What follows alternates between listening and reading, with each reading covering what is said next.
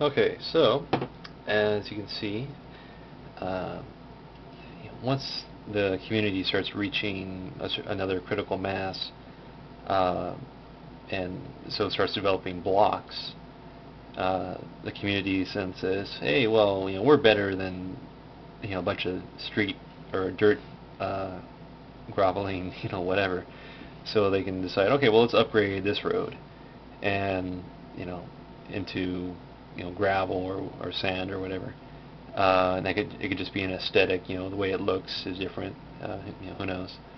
But the result is that so now you have about uh, you know 48, at least 48 people living here.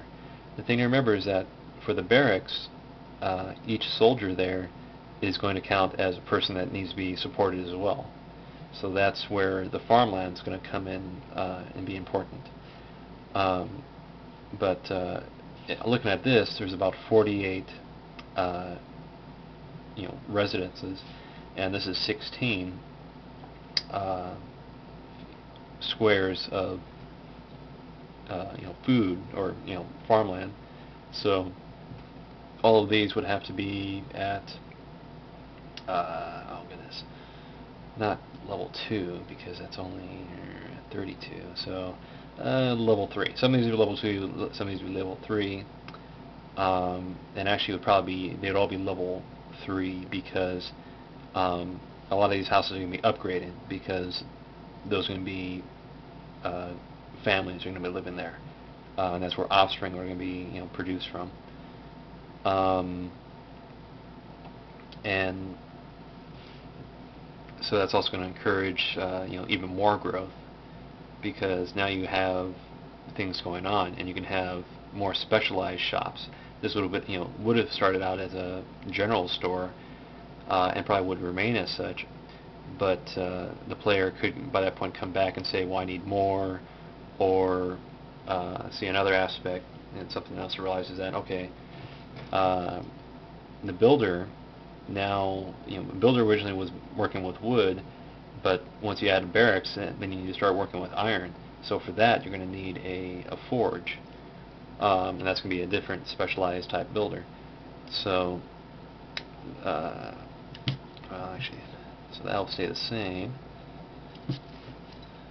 And builder here, and over here, the forge. Um, and then, like I said before, uh, stuff's going to have to happen for people to want to come here.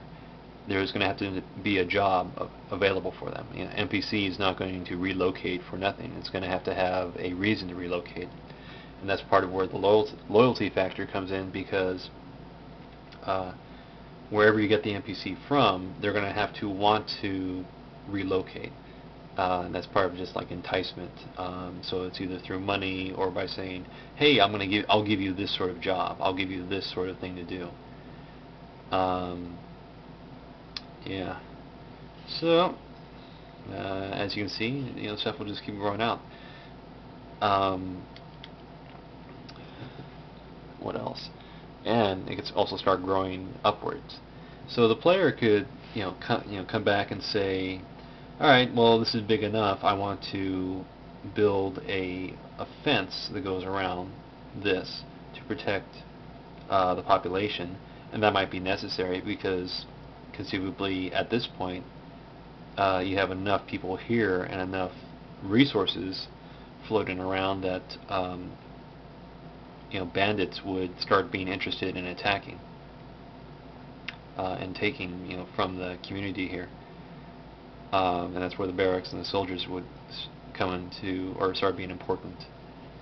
Um, so luckily, the NPC mayor was smart enough to build the barracks, early on, and or get the soldier early on, and that soldier is going to start becoming the captain of the guard or the general for whatever sort of military force that's going to be created here. Um, and it would then, so then more resources have to be collected, more things have to be done in order to increase. Uh, Conceivably, I'm trying to think of other shops and spaces that would move in here. Oh well, close, of course.